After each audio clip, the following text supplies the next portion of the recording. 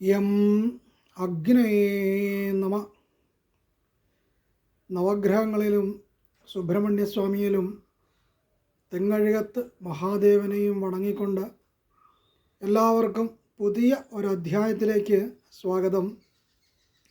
2025 വർഷക്കാലയളവ് എങ്ങനെയായിരിക്കും, ഓരോ നക്ഷത്രക്കാർക്കും എന്തായിരിക്കും അവരുടേതായ പൊതുവായിട്ടുള്ള അനുഭവങ്ങൾ എന്നും 2025 വർഷക്കാലയളവ് എങ്ങനെയായിരിക്കും പോകുന്നത് എന്നും നമുക്കൊന്ന് പരിശോധിക്കാം. 2025 ഉദിക്കുന്നത്, അതായത് വെളുപ്പിനെ 12:01 ഗ്രഹങ്ങളുടെ സ്ഥിതിയാണ്. കന്നി രാശിയിലാണ് ഉദയമായി വരുന്നത്. കന്നി രാശിയിൽ തന്നെ കേതുവിൻ്റെ സ്ഥിതിയുണ്ട്. 3-ാം ഭാവത്തിൽ വൃശ്ചികൻ രാശിയിൽ ബുധന്, ധനുരാശിയിൽ സൂര്യനും ചന്ദ്രനും നിൽക്കുന്നു. കുംഭൻ രാശിയിൽ ശുക്രനും ശനിയും നിൽക്കുന്നു. മീനം രാശിയിൽ രാഹു നിൽക്കുന്നു. ഇടവൻ രാശിയിൽ വ്യാഴം നിൽക്കുന്നു. മിഥുനൻ രാശിയിൽ ഗുളികൻ നിൽക്കുന്നു. കർക്കിടകം രാശിയിൽ ചൊവ്വ നിൽക്കുന്നു. ഇത് ഗ്രഹങ്ങളുടെ സ്ഥിതിയാണ്. കാലചക്രം എന്ന് പറയുന്ന രാശിയാണ് ഈ കാണുന്നത്. ഇത് കാലചക്രത്തിൻ്റെ 1-ാമത്തെ രാശി. ഇത് 2-ാമത്തെ രാശി. 3, 4, 5, 6, 7, 8, 9, 10, 11, 12 ഇങ്ങനെയുള്ള 12 രാശി ചക്രങ്ങളിൽ 9 ഗ്രഹങ്ങളും ഗുളികൻ എന്ന് പറയുന്ന ഗ്രഹത്തെയും കൂടെ കൂട്ടിക്കൊണ്ട് 10 ഗ്രഹങ്ങളെയുമാണ് നമ്മളിവിടെ കൽപ്പിച്ചിട്ടുള്ളത്, അല്ലെ സ്ഥിതി ചെയ്യുന്നത്. വിഷയത്തിലേക്ക് കടക്കുമ്പോൾ കന്നി രാശിയാണ് നമുക്ക് ഉദയമായി വന്നത്. കന്നി രാശി ഉദയമായി വന്നപ്പോൾ കാലചക്രത്തിൻ്റെ 6-ാമത്തെ ഭാവമായി കന്നിരാശി. അപ്പോൾ കാലചക്രത്തിൻ്റെ 6-ാമത്തെ ഭാവം ഉദിച്ചു വന്നതുകൊണ്ട് 6 എന്ന് പറയുന്ന ഭാവമായി ബന്ധപ്പെട്ടുള്ള കാര്യങ്ങളിൽ അല്പം കരുതലുകളും ശ്രദ്ധയും ഈ വർഷം വേണ്ടിവരും. അപ്പോൾ 6 എന്ന് പറയുന്ന ഭാവം കൊണ്ട് ചിന്തിക്കേണ്ടത്, കാലചക്രത്തിൻ്റെ 6-ാം ഭാവം എന്ന് പറയുന്നത് കുറച്ച് മോഷണ വിഷയങ്ങളൊക്കെയും ചിന്തിക്കപ്പെടാവുന്ന ഒരു കാലഘട്ടമാണ്. പല കാര്യങ്ങളും അപഹരിച്ചുകൊണ്ട് പോകാം. മറ്റുള്ള ആളുകൾ നമ്മളിൽ നിന്നും പലതും മോഷ്ടിച്ചുകൊണ്ട് പോകാം, പലതും നഷ്ടപ്പെട്ടു പോകാം. ഇത്തരത്തിലുള്ള അനുഭവങ്ങളൊക്കെ പ്രധാനമായിട്ടും ചിന്തിക്കേണ്ടതായിട്ടുണ്ട്. അതുപോലെ തന്നെ പലതരത്തിലുള്ള രോഗദുരിതാദി വിഷയങ്ങളും ഈ വർഷം സൂക്ഷിക്കേണ്ടതായിട്ടുണ്ട്. പ്രത്യേകിച്ചും 6-ാം ഭാവം കന്നി രാശിയായി വന്നതുകൊണ്ട്, കന്യക എന്ന് പറഞ്ഞാൽ സ്ത്രീ എന്നാണ്. അപ്പോൾ സ്ത്രീജനങ്ങളായിരിക്കുന്ന ആളുകൾക്കൊക്കെ തന്നെയും ഈ വർഷം പൊതുവെ വളരെയേറെ ശ്രദ്ധിക്കേണ്ട ഒരു കാലഘട്ടമാണ്. അവർക്ക് മാനസികപരമായിട്ടും ശാരീരികപരമായിട്ടും ഒക്കെയും കുറേ ബുദ്ധിമുട്ടുകളും അവരുടെ ഉയരുന്ന കാര്യങ്ങൾക്കൊക്കെ തന്നെയും ഒരല്പം താഴോട്ട് പോകുന്ന അവസ്ഥകളൊക്കെയും സ്ത്രീകൾക്കൊക്കെയും മാനസികപരമായിട്ടൊക്കെ ബുദ്ധിമുട്ടുകളൊക്കെ ഉണ്ടാകാവുന്ന ഒരു വർഷക്കാലയളവാണ് ഈ 2025 വർഷക്കാലയളവ് എന്ന് നമുക്ക് ആ ഒരു സ്ഥിതി കൊണ്ട് നമുക്ക് സൂചിപ്പിക്കാം. എന്നാൽ ലഗ്ന അധിപനായ ഗ്രഹം ബുധന് ഇവിടെ 3-ാം ഭാവത്തിൽ നിൽക്കുന്നത് കൊണ്ട് 3-ാം ഭാവത്തിലേക്ക് ബുധൻ നിൽക്കുന്നത് പൊതുവെ നല്ലതാണ്. അപ്പോൾ 3-ാം ഭാവത്തിൽ ബുധൻ വരുമ്പോഴേക്കും ബുധനെ കൊണ്ട് ചിന്തിക്കേണ്ട കാര്യങ്ങൾക്കൊക്കെയും ഗുണമുണ്ടാകും, അല്ലെ ബുധനെ കൊണ്ട് ചിന്തിക്കുന്ന തൊഴിൽ മേഖലകളിൽ പ്രവർത്തിക്കുന്നവർക്കൊക്കെയും ഗുണമുണ്ടാകും. അപ്പോൾ അതായത് ഈ എഴുത്ത് സംബന്ധമായിട്ടൊക്കെയുള്ള കാര്യങ്ങൾ, ടീച്ചിങ് മേഖലകൾ, ഈ നഴ്സിംഗ് മേഖലകൾ, കമ്പ്യൂട്ടർ മേഖലകൾ, ഇങ്ങനെയൊക്കെയുള്ള മേഖലകളിലൊക്കെയും ജോലി ചെയ്യുന്നവർക്കൊക്കെയും വളരെയേറെ ഗുണമുണ്ടാകും. പഠിക്കുക ഇങ്ങനെയൊക്കെയുള്ള കാര്യങ്ങൾക്കൊക്കെ തന്നെയും കുറച്ച് ആകാവുന്ന ഒരു വർഷമായിരിക്കും. വിദ്യാഭ്യാസം ചെയ്യുന്ന കുട്ടികൾക്കൊക്കെ തന്നെയും കഴിഞ്ഞ വർഷത്തെക്കാട്ടിലൊക്കെ കുറച്ചുകൂടെ ഉന്നതമായിരിക്കുന്ന വിജയങ്ങളൊക്കെയും പ്രാപ്തമായി വരാവുന്ന ഒരു വർഷമാണ് 2025 വർഷ കാലയളവെന്ന് പറയുന്നത്. അതുപോലെ തന്നെ 7, 8, 9 ഒമ്പതാം ഭാവമാണ് ഭാഗ്യസ്ഥാനം. ആ ഭാഗ്യസ്ഥാനത്ത് വ്യാഴം നിന്നുകൊണ്ട് ലഗ്നാധിപനായ ബുധനെ വീക്ഷിക്കുന്നത് കൊണ്ട് വിദ്യാമേഖലകൾക്കൊക്കെ തന്നെയും കുറച്ചുകൂടെ ഭാഗ്യങ്ങൾ ഉണ്ടാവുക, അപ്രതീക്ഷിതമായിട്ടുള്ള വിജയങ്ങൾ, പ്രതീക്ഷിക്കാതെ പല കാര്യങ്ങളും അനുകൂലമായിട്ട് വരിക, ഇങ്ങനെയുള്ള കാര്യങ്ങൾക്കൊക്കെ തന്നെയും ഗുണപ്രദമാകുന്ന ഒരു കാലഘട്ടമാണ്. അതുപോലെ തന്നെ ലഗ്നാധിപനായി നിൽക്കുന്ന ഗ്രഹം 3-ാം ഭാവത്തിൽ നിന്നുകൊണ്ട് ഭാഗ്യസ്ഥാനമായ വ്യാഴത്തെ നോക്കുന്നത് കൊണ്ടും പഠിച്ചു നിൽക്കുന്ന ആളുകൾക്കൊക്കെ തന്നെയും പുറത്തേക്ക് പോകാനും വിദേശ രാജ്യങ്ങളിലൊക്കെയും പോയി ജോലി ചെയ്യുവാനും ജോലി കിട്ടുവാനും ഒക്കെയും ഈ വർഷം വളരെയേറെ ഗുണകരമായിരിക്കുമെന്ന് നമുക്ക് പറയാം. എന്നാൽ ചിന്തിക്കേണ്ട ഒരു വിഷയം 7, 6-ാം ഭാവത്തിൽ ശുക്രനും ശനിയും നിൽക്കുന്നത് കൊണ്ട് അതൊരു ഗുണപ്രദമാകും. അപ്പം വിവാഹ കാര്യങ്ങൾ, വിവാഹം കഴിപ്പിക്കുക, അങ്ങനെയൊക്കെയുള്ള കാര്യങ്ങൾക്കൊക്കെ തന്നെയും ഗുണമുണ്ടാകും. ഇരുമ്പ് സംബന്ധമായി ബന്ധപ്പെട്ടുകൊണ്ട് ജോലി ചെയ്യുന്നവർക്കൊക്കെ തന്നെയും അപ്രതീക്ഷിതമായിട്ടുള്ള ഗുണങ്ങളും നേട്ടങ്ങളും ഒക്കെ ഉണ്ടാകാവുന്ന ഒരു കാലഘട്ടമായിരിക്കും ഈ ഒരു വർഷമെന്ന് പറയുന്നത്. അതുപോലെ തന്നെ ഈ ശനിയുടെയും ശുക്രൻ്റെയും യോഗമുള്ളത് കൊണ്ട് കഴിവതും സ്ത്രീജനങ്ങളായിരിക്കുന്ന ആളുകൾക്കൊക്കെ തന്നെയും കുറച്ച് രോഗദുരിതാദി കാര്യങ്ങളെ വളരെയേറെ ശ്രദ്ധിക്കേണ്ട ഒരു കാലഘട്ടമാണ്. ഈ ശനിയുടെയും ശുക്രൻ്റെയും യോഗമെന്ന് പറയുന്നത് സ്ത്രീകൾക്ക് മരണഭയങ്ങൾ, കുറച്ച് ബുദ്ധിമുട്ടുകളൊക്കെ ഉണ്ടാവുക, മറ്റുള്ളവരിൽ നിന്ന് ഉപദ്രവങ്ങളൊക്കെ ഉണ്ടാവുക, ഇങ്ങനെയൊക്കെയുള്ള കാര്യങ്ങളൊക്കെ സംഭവിക്കാവുന്ന ഒരു വർഷമാണ് ഈ ഒരു വർഷക്കാലം. പ്രത്യേകിച്ച് ശുക്രൻ എന്ന് പറയുന്ന ഗ്രഹം ഈ കലാമേഖലകളൊക്കെ ചിന്തിക്കേണ്ട ഗ്രഹം. കല, നൃത്തം, അഭിനയം, ഇങ്ങനെയൊക്കെയുള്ള സംഗീതം, ഇങ്ങനെയൊക്കെയുള്ള കാര്യങ്ങളെയൊക്കെ ശുക്രനെ കൊണ്ട് ചിന്തിക്കാവുന്നത് കൊണ്ട് ശനിയുമായിട്ടുള്ള യോഗവും കാലചക്രത്തിൻ രാശിയുടെ 6-ാം ഭാവത്തിൽ നിൽക്കുന്നത് കൊണ്ട് സ്ത്രീജനങ്ങളായിരിക്കുന്ന ആളുകൾ, കലാമേഖലകളിൽ പ്രവർത്തിക്കുന്നവർക്കൊക്കെ തന്നെയും കുറച്ച് ബുദ്ധിമുട്ടുകളും ദോഷ അനുഭവങ്ങളും പ്രതീക്ഷിക്കാവുന്ന ഒരു വർഷക്കാലങ്ങളാണ്. 7-ാം ഭാവത്തിലെ രാഹു നിൽക്കുന്നു. കാലചക്രത്തിന് ഉദയലഗ്നത്തിൻ്റെ 7-ാം ഭാവത്തിൽ രാഹു നിൽക്കുന്നതും സ്ത്രീജനങ്ങൾക്ക് ദോഷമാകാവുന്ന സ്ഥാനങ്ങളാണ്.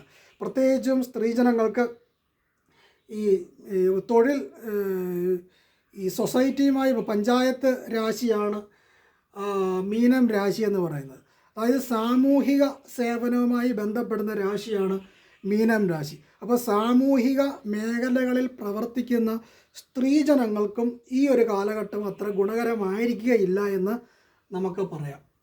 അതുപോലെ തന്നെ 7, 8, 9, 10 തൊഴിൽ സ്ഥാനത്ത് ഗുളിക നിൽക്കുന്നത് കൊണ്ടും തൊഴിൽ മേഖലകളും അല്പം ശ്രദ്ധിക്കേണ്ടതായിട്ടുണ്ട്. തൊഴിൽ മേഖലയുമായി ബന്ധപ്പെട്ടുകൊണ്ടൊക്കെ തന്നെയും അപ്രതീക്ഷിതമായിട്ടുള്ള ചില അപകടങ്ങളും ദുരിതങ്ങളും, ചില കെട്ടിട നിർമ്മാണ സംബന്ധമായി ബന്ധപ്പെട്ടുകൊണ്ടൊക്കെയും വീഴ്ചകൾ ഉണ്ടാവുക, അതിൽ നിന്നും അപകടങ്ങളോ മരണഭയം പോലെയുള്ള ചില വിഷയങ്ങളൊക്കെ ഉണ്ടാകാവുന്ന ഒരു വർഷം പ്രതീക്ഷിക്കേണ്ടതായിട്ടുണ്ട്. അതുപോലെ തന്നെ ഇത് മിഥുനൻ രാശി ബുധൻ്റെ രാശി ആയതുകൊണ്ട് ആ ബുധൻ്റെ രാശിയിൽ ഗുളികൻ ഉദിച്ചു നിൽക്കുന്നത് കൊണ്ട് തന്നെ വിമാന സംബന്ധമായിട്ടുള്ള അപകടങ്ങൾ, കപ്പൽ സംബന്ധമായിട്ടുള്ള അപകടങ്ങൾ, ഡ്രൈവർ മേഖലകളിലൊക്കെ ജോലി ചെയ്യുന്ന ആളുകളൊക്കെയും വളരെ ശ്രദ്ധിക്കേണ്ടതായിട്ടുണ്ട്. 7, 8, 9, 10, 11 11-ാം ഭാവത്തിൽ ചൊവ്വ നിൽക്കുന്നു. 11-ാം ഭാവത്തിൽ ചൊവ്വ നിന്നുകൊണ്ട് അത് കാലചക്രത്തിൻ്റെ 1, 2, 3, 4 4-ാം ഭാവം ചൊവ്വയ്ക്ക് നീചരാശി ആയതുകൊണ്ട് പട്ടാള മേഖലയുമായി ബന്ധപ്പെട്ടുകൊണ്ടൊക്കെയും നമ്മുടെ രാജ്യത്തെ സംരക്ഷിക്കുന്ന ആളുകൾക്കൊക്കെ തന്നെയും എന്തെങ്കിലും അപകടങ്ങളോ പ്രശ്നങ്ങളോ അതിർത്തി സംബന്ധമായി ബന്ധപ്പെട്ടുകൊണ്ടൊക്കെയും കുറച്ച് ബുദ്ധിമുട്ടുകളൊക്കെ നമുക്ക് പ്രതീക്ഷിക്കാവുന്ന ഒരു കാലഘട്ടമാണ്. അപ്പോൾ അങ്ങനെയൊക്കെയുള്ള ഒരു അനുഭവങ്ങളിലൂടെ ആയിരിക്കും ഈ ഒരു വർഷക്കാലഘട്ടം പോകുന്നത്. ഇനി നമുക്ക് പൊതുവായിട്ട് 27 നക്ഷത്രങ്ങളിൽ ഓരോ ആളുകൾക്കും എങ്ങനെയായിരിക്കും അവരുടെ അനുഭവങ്ങളെന്ന് നമുക്ക് ചിന്തിക്കാം.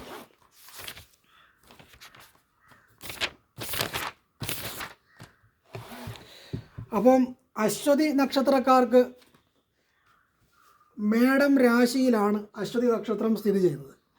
അപ്പോൾ അശ്വതി നക്ഷത്രക്കാർക്ക് കുറച്ച് വിജയങ്ങളൊക്കെ ഉണ്ടാവും, കാര്യങ്ങൾക്കൊക്കെയും അനുകൂലമായിട്ടുള്ള കാര്യങ്ങളൊക്കെ ഉണ്ടാകും. എന്നാലും അവർ കുറച്ച് പരിഹാരങ്ങൾ ചെയ്യേണ്ടതായിട്ടുണ്ട്.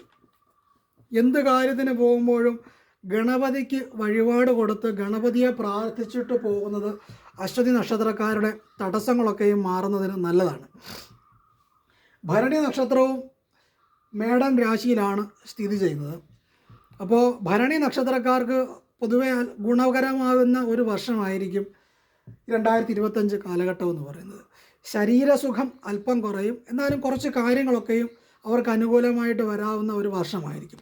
കാർത്തിക നക്ഷത്രം ഗുണമായിരിക്കും, കാര്യങ്ങളൊക്കെയും വിജയമുണ്ടാകാവുന്ന ഒരു വർഷമായിരിക്കും.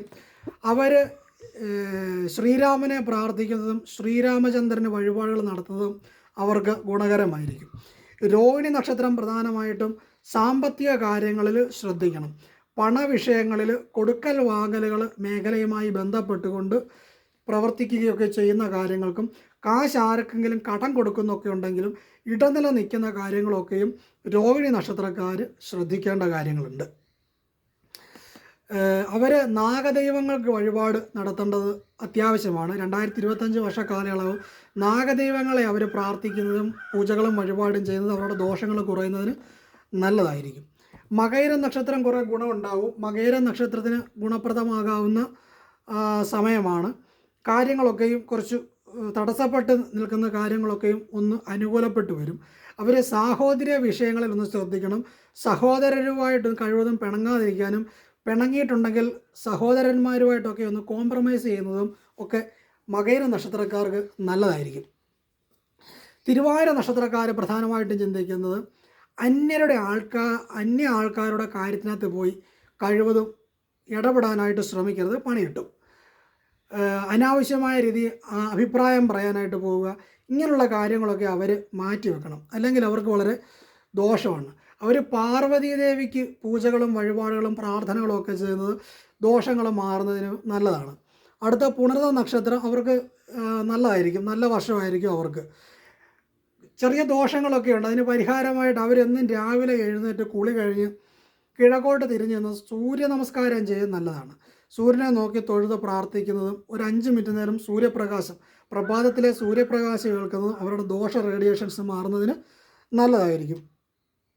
പൂയ നക്ഷത്രം ഒരു ചെറിയ തടസ്സങ്ങളൊക്കെ ഉണ്ട്, എന്നാലും പുതിയ കാര്യങ്ങൾ ചെയ്യുന്ന കാര്യങ്ങളിലൊക്കെ ഒന്ന് ശ്രദ്ധിക്കണം.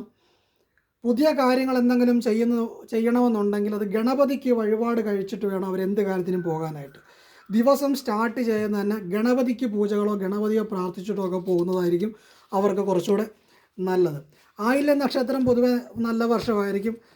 കാര്യവിജയങ്ങളൊക്കെ ഉണ്ടാകുന്ന വർഷമായിരിക്കും. പഠന മേഖലകളിലൊക്കെ കുറച്ചുകൂടെ ഡെവലപ്പ് ആകാനായിട്ട് പറ്റും. തൊഴിൽ മേഖലയിലൊക്കെയും ഗുണമുള്ള വർഷമായിരിക്കും ആയില്യം നക്ഷത്രം. മകൻ നക്ഷത്രം ശ്രദ്ധിക്കേണ്ടത് പുതുതായിട്ടുള്ള കാര്യങ്ങൾ എന്തെങ്കിലും ഉണ്ടെങ്കിൽ ഈ വർഷം ചെയ്യാതിരിക്കുന്നതായിരിക്കും നല്ലത്. എടുത്തുചാട്ടം അല്പം കുറയ്ക്കണം, പുതിയ കാര്യങ്ങളിൽ ശ്രദ്ധിക്കണം. നരസിംഹമൂർത്തിക്ക് വഴിപാട് നടത്തുന്നത് 2025 വർഷക്കാലയളവിൽ ഇവർക്ക് നല്ലതായിരിക്കും. പൂരം നക്ഷത്രം അല്പം ശ്രദ്ധിക്കേണ്ട നക്ഷത്രമാണ്. കഴിവതും കൂടെ നിൽക്കുന്ന ആൾക്കാരിൽ നിന്നൊക്കെയും ചെറിയ പ്രശ്നങ്ങൾ ഉണ്ടാകാൻ സാധ്യതയുണ്ട്. അതുകൊണ്ട് ഒന്നൊരല്പം മയപ്പെട്ട് നിൽക്കുക. ഞാൻ എന്തൊക്കെയാണ് എന്നുള്ളൊരു ഭാവമൊക്കെ ഉണ്ടാകും. ആ ഭാവമൊക്കെ ഒരല്പം കുറയ്ക്കുക. വിട്ടുവീഴ്ച മനോഭാവങ്ങളൊക്കെ ചെയ്ത് കഴിഞ്ഞാൽ ഈ വർഷം പൊതുവെ കുഴപ്പമില്ലാതെ പോകും. അവർ തിരുച്ചെന്തൂർ മുരുകസ്വാമിയെ പ്രാർത്ഥിക്കുന്നതും ഒക്കെ അവർക്ക് നല്ലതാണ്. ഉത്തര നക്ഷത്രം കാര്യവിജയങ്ങൾ ഉണ്ടാകാവുന്ന വർഷമായിരിക്കും ഇത്. എന്തെങ്കിലുമൊക്കെ മനപ്രയാസങ്ങളൊക്കെ അവർക്ക് ഉണ്ടാവും. ആ മനപ്രയാസങ്ങളൊക്കെ മാറി കാര്യങ്ങളൊക്കെ അനുകൂലമായി വരാവുന്ന ഒരു വർഷമായിരിക്കും. അവർ മഹാലക്ഷ്മിയെ ഭജിക്കുന്നത് ഈ വർഷം അവർക്ക് ഗുണകരമായിരിക്കും. അടുത്തത് ചിത്തിര നക്ഷത്രം. ഈ സുഹൃത്ത് മേഖലയുമായി ബന്ധപ്പെട്ടുകൊണ്ടൊക്കെ ഒന്ന് അല്പം ശ്രദ്ധിക്കണം. കൂട്ടുകാരിൽ നിന്നൊക്കെ സഹായം കിട്ടുമെങ്കിലും കൂട്ടുകാരിൽ നിന്നൊക്കെ അപ്രതീക്ഷിതമായിട്ടുള്ള പണി കിട്ടാനുള്ള സാധ്യതയുണ്ട്. അതൊക്കെ ഒന്ന് അവർ അല്പം ശ്രദ്ധിക്കേണ്ടതായിട്ടുണ്ട്. ചോതി നക്ഷത്രം പണമിടപാടുകളിൽ അവർ പ്രത്യേകം ശ്രദ്ധിക്കണം. വരുണ ഭഗവാനെ പ്രാർത്ഥിക്കുന്നതും മഴയൊക്കെ പെയ്യുന്ന സമയത്ത് മഴയത്തൊക്കെ ഇറങ്ങി കുളിക്കുന്നതും കുറച്ച് മഴയൊക്കെ നനയുന്നതും അവർക്ക് നല്ലതാണ്. മഴ നനഞ്ഞ് പനി പിടിക്കാതിരിക്കാൻ പ്രത്യേകം ശ്രദ്ധിക്കണം. വിശാഖ നക്ഷത്രം നല്ല വർഷമായിരിക്കും. കാര്യവിജയങ്ങളൊക്കെ ഉണ്ടാകാവുന്ന ഒരു വർഷമായിരിക്കും 2025 കാലഘട്ടം. അനിഴം നക്ഷത്രം ഗുണദോഷ സമ്മിശ്ര ഫലമാണ്. കാര്യങ്ങളൊക്കെയും ശരിയാകണമെന്നുണ്ടെങ്കിൽ ഗണപതിക്ക് വഴിപാട് നടത്തിയിട്ട് വേണം എന്ത് കാര്യങ്ങളും ചെയ്യാനായിട്ട്. പുതുതായിട്ട് എന്തെങ്കിലും സംരംഭങ്ങളോ കാര്യങ്ങളോ ഒക്കെ ചെയ്യുന്നതിന് ഗണപതി ഹോമം കഴിക്കുക. ഗണപതിക്ക് ഉണ്ണിയപ്പ വഴിപാടൊക്കെ നടത്തുക. ഇതൊക്കെ അവർക്ക് ഗുണകരമായിരിക്കും. ഗണപതി ഒന്ന് പ്രാർത്ഥിച്ചിട്ട് വേണം അവരുടെ ദിവസം സ്റ്റാർട്ട് ചെയ്യാൻ തന്നെ. തൃക്കേട്ട നക്ഷത്രക്കാർക്ക് കാര്യവിജയങ്ങൾ ഉണ്ടാകാവുന്ന ഒരു വർഷമായിരിക്കും. മൂല നക്ഷത്രക്കാർ പ്രത്യേകം ശ്രദ്ധിക്കേണ്ടത് ഈ ഫോൺ സംബന്ധമായിട്ടൊക്കെയുള്ള കാര്യങ്ങൾ ഒരു പ്രത്യേകം ശ്രദ്ധിക്കണം. ഫോണിലൂടെ ആൾക്കാരോടുള്ള സംസാരിക്കുന്ന കാര്യങ്ങളൊക്കെ അവർക്ക് പണി കിട്ടാൻ സാധ്യതയുണ്ട്. അനാവശ്യം പറയുക, അല്ലെങ്കിൽ എന്തെങ്കിലുമൊക്കെ ഫോണിലൂടെ എന്തെങ്കിലുമൊക്കെ ചില കാര്യങ്ങളൊക്കെ പറഞ്ഞ് സംസാര വിഷയങ്ങളൊക്കെ ആയി അത് വലിയ വഷളാകാനൊക്കെയുള്ള സാധ്യതയുണ്ട്. ആ മേഖലകളൊക്കെ അവരൊന്ന് പ്രത്യേകം ശ്രദ്ധിച്ചുകൊള്ളണം. അടുത്തത് പൂരാടം നക്ഷത്രം. കല്യാണപരമായിട്ടുള്ള കാര്യങ്ങൾക്കൊക്കെ നടക്കാനൊക്കെ അനുകൂല കാലഘട്ടമായിരിക്കും. ഭൂമി സംബന്ധമായിട്ടുള്ള കാര്യങ്ങൾ സന്തോഷമൊക്കെ ഉണ്ടാകാവുന്ന ഒരു വർഷമായിരിക്കും. ഉത്രാടം നക്ഷത്രത്തെപ്പറ്റി പറയാനുള്ളത്, അവർ എല്ലാ കാര്യങ്ങളും ഒന്ന് ശ്രദ്ധിച്ച് വേണം ഓരോ കാര്യങ്ങൾ ചെയ്താലും. അവരെന്ത് നല്ലത് ചെയ്താലും അവർക്ക് ഓപ്പോസിറ്റായിട്ടായിരിക്കും അനുഭവങ്ങൾ വരുന്നത്. അപ്പോൾ ഓരോ കാര്യങ്ങൾ ചെയ്യുമ്പോഴും ഒരു ശ്രദ്ധയോടുകൂടി വേണം ഉത്രാട നക്ഷത്രക്കാർ ഓരോ കാര്യത്തിലോട്ട് ഇറങ്ങി പുറപ്പെടാനായിട്ട്. തിരുവോണം നക്ഷത്രങ്ങൾ ശത്രുക്കൾ കൂടുവാനും മാനസികമായിട്ടൊക്കെയും കുറച്ച് ബുദ്ധിമുട്ടുകളൊക്കെ ഉണ്ടാകാവുന്ന ഒരു കാലഘട്ടമായിരിക്കും. അമ്മമാരുമായിട്ടും സ്ത്രീജനങ്ങളുമായിട്ടുമൊക്കെ ചെറിയ ചെറിയ പ്രശ്നങ്ങൾ ഉണ്ടാകാൻ സാധ്യതയുണ്ട്. കഴിവതും മാതാവുമായിട്ട് കുറച്ച് കൂടുതൽ നല്ല അന്തരീക്ഷം സൃഷ്ടിക്കുന്നത് ഇവർക്ക് നല്ലതായിരിക്കും. അവിട്ട നക്ഷത്രം സുഖങ്ങളുണ്ടാകാവുന്ന ഒരു വർഷമായിരിക്കും. കുറച്ച് കാര്യങ്ങളൊക്കെ അനുകൂലമായിരിക്കും. സരസ്വതി ദേവിക്ക് വഴിപാട് നടത്തുന്നതും പ്രാർത്ഥിക്കുന്നതും അവരുടെ ദോഷ റേഡിയേഷൻസൊക്കെ മാറുന്നതിന് നല്ലതായിരിക്കും. ചതയ നക്ഷത്രം കുറച്ച് മാനസിക സംഘർഷങ്ങളും ധർമ്മസങ്കടങ്ങളൊക്കെ ഉണ്ടാകാവുന്ന വർഷമായിരിക്കും. വിശ്വസിച്ച് പണം കൊടുത്തു കഴിഞ്ഞാൽ പണി കിട്ടാൻ സാധ്യതയുണ്ട്. അതുകൊണ്ട് സാമ്പത്തിക മേഖലയുള്ളവർ പ്രത്യേകം ശ്രദ്ധിക്കണം. ചതി പറ്റുവാനൊക്കെയുള്ള സാധ്യതകളൊക്കെ ഉണ്ട്. ദുർഗാ ഭഗവതിക്ക് വഴിപാട് നടത്തുന്നതും പ്രാർത്ഥനയൊക്കെ ചെയ്യുന്നതും അവർക്ക് വളരെ നല്ലതായിരിക്കും. പൂരുട്ടായ നക്ഷത്രം കുറച്ച് കഴിഞ്ഞ പോയ കാലഘട്ടത്തെ അപേക്ഷിച്ചുകൊണ്ടൊരല്പം ആശ്വാസമായിരിക്കും. എന്തോ മാനസികമായിട്ടൊക്കെയുള്ള കുറേ ദുഃഖങ്ങളോടൊക്കെ ആയിരിക്കും അവർ കടന്നു വന്നിട്ടുള്ളത്. അപ്പോൾ ആ വിഷയങ്ങളെയൊക്കെയും തിരിച്ചറിയാനും അതിൽ നിന്നൊക്കെ ഒന്ന് മാറി സഞ്ചരിക്കുവാനും ഒക്കെ അവർക്ക് പ്രയോജനപ്പെടുന്ന ഒരു വർഷമായിരിക്കും. ഉത്രട്ടാതി നക്ഷത്രം പ്രത്യേകം ശ്രദ്ധിക്കണം. നല്ലത് എന്ത് ചെയ്താലും അവർക്ക് ദോഷമായിട്ടേ വരുള്ളൂ. അതുകൊണ്ട് ആ കാര്യങ്ങളൊക്കെ ഒന്ന് പ്രത്യേകം ശ്രദ്ധിച്ചോണം. മറ്റുള്ളവരുടെ കാര്യത്തിനകത്ത് ഇടപെടുന്ന കാര്യങ്ങളും ഒന്ന് ശ്രദ്ധിക്കേണ്ടതായിട്ടുണ്ട്. രേവതി നക്ഷത്രം എന്ത് കാര്യം ചെയ്യുന്നതിന് മുമ്പ് ആ കാര്യം ശരിയാണോ, അത് ഗുണമാണോ ദോഷമാണോ എന്നൊക്കെ ഒന്ന് 2 3 പ്രാവശ്യം ഒന്ന് ശ്രദ്ധിച്ചിട്ട് വേണം അവർ ഓരോ കാര്യത്തിനായിട്ടും ഒന്ന് മുന്നോട്ട് ഇറങ്ങി പുറപ്പെടാനായിട്ട്. ആലോചിച്ച് ചെയ്തു കഴിഞ്ഞാൽ അവർക്ക് വലിയ ദോഷം വരില്ല. പൗർണമി ദിവസം ദേവിക്ക് വഴിപാട് നടത്തുന്നതും രാത്രി കാലത്ത് പൗർണമി നിലാവ് കൊള്ളുന്നതൊക്കെ അവർക്ക് നല്ലതാണ്. പൗർണമിയുള്ള ദിവസം പുറത്തിറങ്ങി ചന്ദ്രനെ നോക്കി തൊഴുത് പ്രാർത്ഥിക്കുന്നത്, ആ ഒരു എനർജി നമ്മളിലേക്ക് സ്വീകരിക്കുന്നതൊക്കെയും നല്ലതായിരിക്കും. അപ്പോൾ ഇത്രയും കാര്യങ്ങളാണ് നമുക്ക് തൽക്കാലത്തേക്ക് പറയാനുള്ളത്. എല്ലാവർക്കും 2025 വർഷ കാലയളവ് നല്ലൊരു വർഷമാകട്ടെ എന്ന് ആശംസിക്കുന്നു. നല്ലത് വരട്ടെ, നല്ലത് മാത്രം സംഭവിക്കട്ടെ എന്ന് പ്രാർത്ഥിച്ചുകൊണ്ട് നിർത്തുന്നു. നമസ്കാരം.